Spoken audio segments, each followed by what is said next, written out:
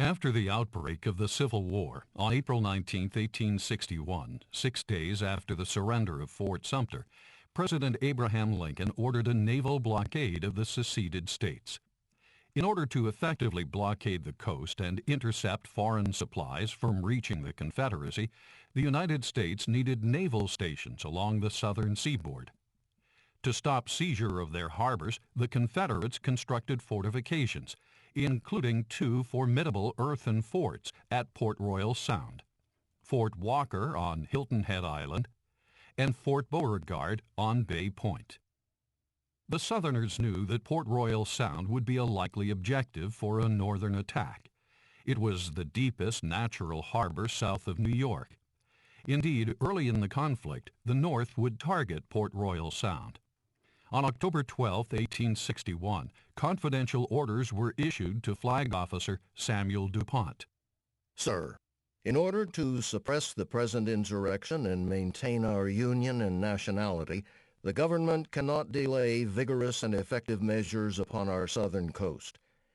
In order to carry into effect the measures of the government and to extinguish the rebellion, it is necessary to take possession of certain important points upon our southern coast, where our squadrons may find shelter and have a depot, and from which the loyal citizens of those quarters may be protected.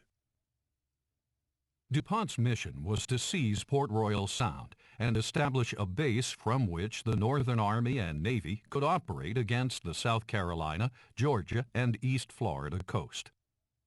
DuPont assembled his fleet at Hampton Roads, Virginia. It was the largest naval squadron ever assembled by the United States to that time, with 17 warships, 25 coaling schooners, and 33 transports. The fleet sailed on October 29, 1861. On board the transports were nearly 13,000 soldiers under the command of Brigadier General Thomas Sherman. Also accompanying the squadron was a battalion of United States Marines. 3 days later, a tremendous gale was encountered off Cape Fear. 4 ships went down and the fleet scattered. Among the vessels lost was the transport carrying the Marine battalion. Although the Marines were rescued by the sailing frigate Sabine, they did not reach Port Royal in time for the battle. Over the next few days, individually and in small groups, the surviving ships regrouped and began to assemble off Port Royal Sound. By November 3rd, the majority of the squadron had arrived, and DuPont began to plan his assault. The Confederates were well aware that DuPont's objective was Port Royal and readied their defenses. Between them, Forts Walker and Beauregard mounted nearly 50 guns. Supporting the forts was a small makeshift squadron of 4 gunboats. The Confederate commander was Brigadier General Thomas Drayton, a resident of Hilton Head. With most of his fleet off Port Royal, DuPont began to prepare for the attack. For 2 days, while Union gunboats dueled with Confederate warships, DuPont maneuvered his larger vessels over the bar and into the Sound. The Southern warships tried to stop the Federals, but the small gunboats were no match for the larger and heavier armed Northern adversaries and were forced to pull back. On the evening of November 5, 1861, DuPont approved an attack plan that made effective use of his heavily armed steam-powered warships. Some mounted guns firing 11-inch projectiles weighing as much as 136 pounds. DuPont wanted to attack on the morning of November 6th, but bad weather delayed it for 1 day. The morning of November 7, 1861, was described as calm and clear, with scarcely a cloud in the heavens.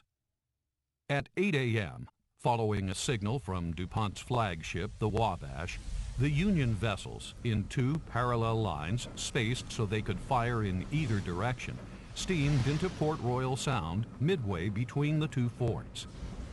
At 9:26, the Confederates opened fire. The Wabash quickly replied, and soon the following warships joined the fight. The Confederate gunboats stood out to meet the attackers, but were quickly chased off.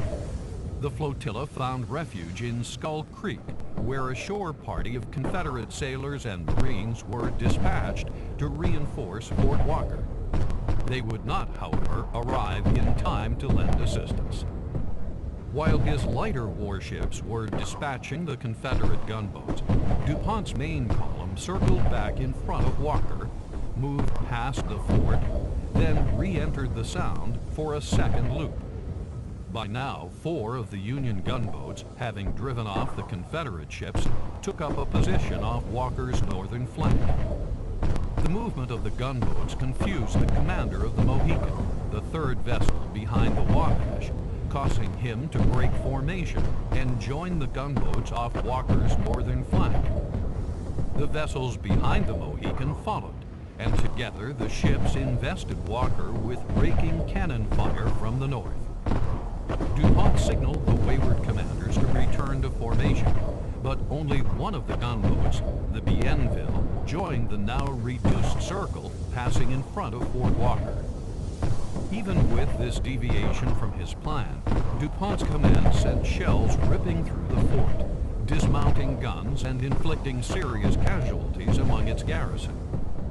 To add to the havoc, 2 armed tugs and the gunboat Pocahontas joined the battle around noon. The tugs fired on Fort Beauregard, while the captain of the Pocahontas positioned his vessel to bombard Fort Walker's southern flank, completing the crossfire. The commander of the Pocahontas was Captain Percival Drayton, brother of the Confederate commander. The combined fire of the Federal warships was too much for the defenders of Fort Walker. After 5 hours of fighting, only 3 guns remained serviceable. Seeing a number of his soldiers fleeing the fort, General Drayton ordered a withdrawal.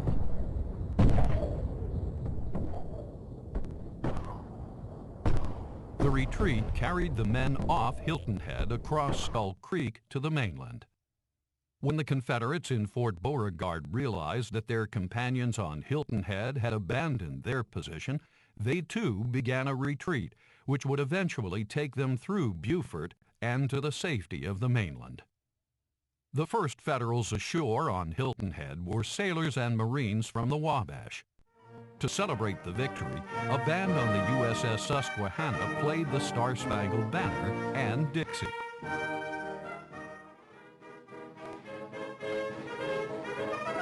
That evening, DuPont allowed the transports to enter the harbor, and the soldiers landed on Hilton Head. The following day, the Navy took possession of Fort Beauregard, which they turned over to the Army. The Battle of Port Royal was one of the most complete Federal victories of the war. The Confederate military and the majority of the white inhabitants fled the area, leaving behind their homes, property, and slaves. The battle cost the North 8 killed and 23 wounded, while the Confederates on Hilton Head lost 11 killed and 48 wounded. At Fort Beauregard, the Southerners suffered 13 wounded. In a short time, the Federals established a huge military base that served as headquarters for the South Atlantic Blockading Squadron and the Army's Department of the South. From Port Royal, an ever-increasing blockade was established along the South Carolina, Georgia, and East Florida coast. Designed to stop supplies from Europe reaching the Confederacy, numerous military expeditions were launched against Southern strongholds. The capture of Port Royal provided the Federals with an important political victory that raised morale throughout the North. It also heralded a new era of naval warfare by proving that steam-powered warships armed with heavy ordnance could attack and defeat fixed fortifications. It forever destroyed the outdated theory that it took 5 naval guns to match 1 land gun. Besides the important military outcome of the battle, the victory also began a social and economic revolution. DuPont's triumph brought freedom and a new way of life to the tens of thousands of slaves living in the Port Royal region.